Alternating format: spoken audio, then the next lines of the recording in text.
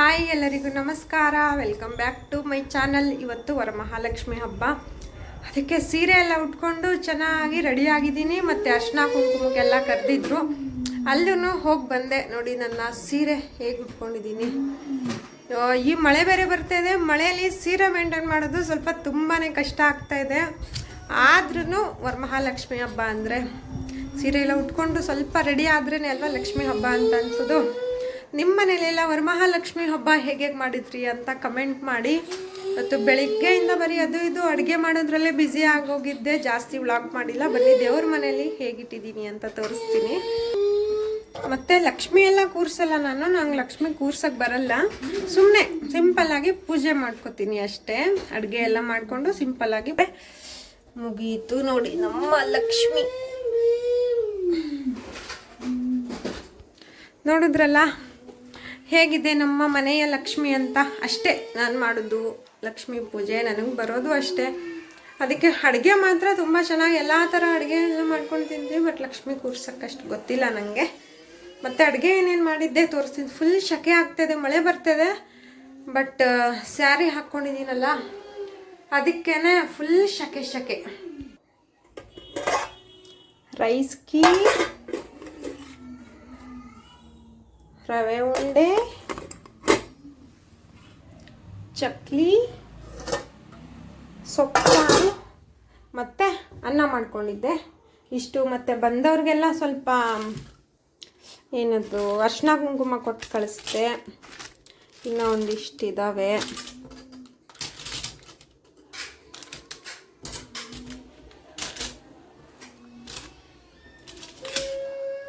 ಮತ್ತು ನಿಮ್ಗಳ ಮನೆಯಲ್ಲೆಲ್ಲ ಹೇಗೆ ಲಕ್ಷ್ಮಿ ಕೂರಿಸಿದ್ರಿ ಮತ್ತು ಲಕ್ಷ್ಮಿ ಹೇಗೆ ಪೂಜೆ ಮಾಡಿದ್ರಿ ಅಂತ ಕಮೆಂಟ್ ಮಾಡಿ. ನಮ್ಮ ಬಿಟ್ಟು ಆಗಿ ಆಟ ಆಡ್ತಿದ್ದಾನೆ ಅಲ್ಲ. ಬಿಟ್ಟು ಏನು ಮಾಡ್ತಾ ಇದ್ದೀರಾ? ಬಿಟ್ಟು ಆಟ ಆಡ್ತಿದ್ದಾನೆ. ಅವನಿಗೆ ಸ್ವಲ್ಪ ಬೇಗ ಸ್ನಾನ ಮಾಡಿಸ್ಬಿಟ್ಟು, ಇವತ್ತು ಕೋಲ್ಡೇ ಆಗಿಬಿಟ್ಟಿದೆ. ಬೇಗ ಸ್ನಾನ ಮಾಡಿದ್ನಲ್ಲ, ಅದಕ್ಕೆ ಫುಲ್ ಕೋಲ್ಡ್ ಆಗಿಬಿಟ್ಟಿದೆ. ನೆಕ್ಸ್ಟು ಶ್ರುತಿ ಮನೆಗೆ ಹೋಗಬೇಕು, ಫ್ರೆಂಡ್ ಮನೆಗೆ. ಮಳೆ ಬರ್ತಾ ಇದೆ, ಬಾಬು ಬೇರೆ ಇನ್ನೂ ಬಂದಿಲ್ಲ. ಏನು ಮಾಡೋದು ಗೊತ್ತಾಗ್ತಾ ಇಲ್ಲ, ನೋಡೋಣ ನೆಕ್ಸ್ಟು. ನನ್ನ ಸೀರೆ ಹೇಗೆ ಕಾಣಿಸ್ತಿದೆ ಅಂತ ಎಲ್ಲರೂ ಕಮೆಂಟ್ ಮಾಡಿ. ಮತ್ತು ಹೇಗಿದೆ ಫುಲ್ ಸೀರೆ ತೋರಿಸ್ತೀನಿ ರೀ.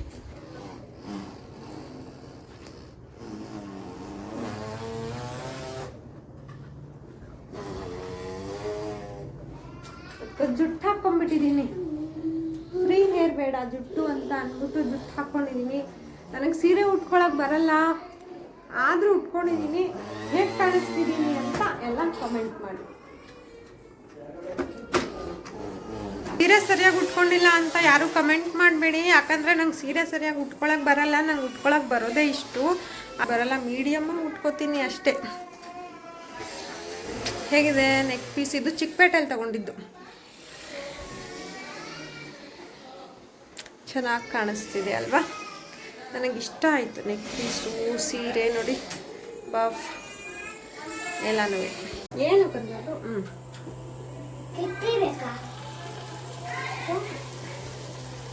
ಬಿಸಿ ಎಣ್ಣೆ ಇದೆ.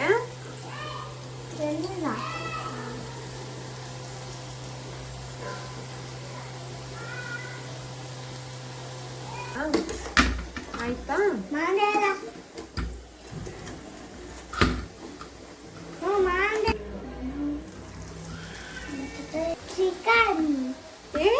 ಚಕ್ಲಿ ಚಿಕನ್ನು ನೋಡಿ. ಈಗ ಚಕ್ಲಿ ಮಾಡ್ತಾ ಇದೀವಿ ನಾವು.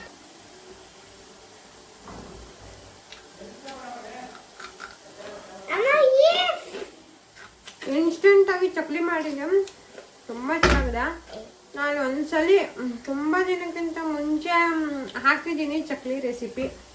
ಬೇಕಿದ್ರು ಚೆಕ್ ಮಾಡಿ, ಯೂಟ್ಯೂಬ್ ಶಾರ್ಟ್ಸಲ್ಲಿದೆ. ಎಷ್ಟು ಕರುಮ್ ಮಾಡ್ತೇವೆ,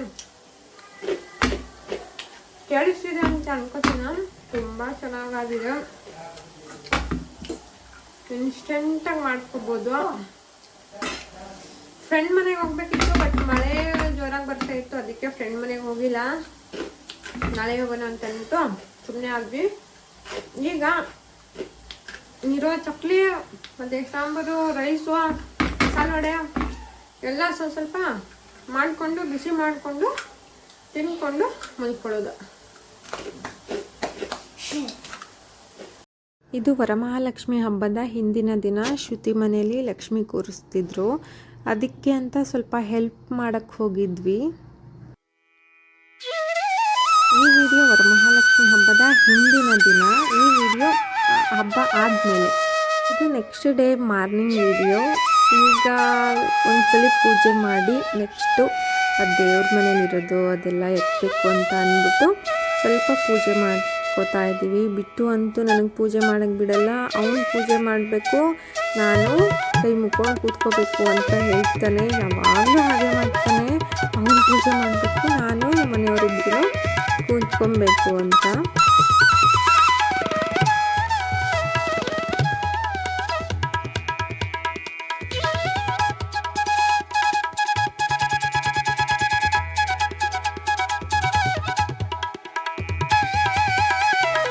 ಇದು ವರಮಹಾಲಕ್ಷ್ಮಿ ಹಬ್ಬದ ನೆಕ್ಸ್ಟ್ ಡೇ.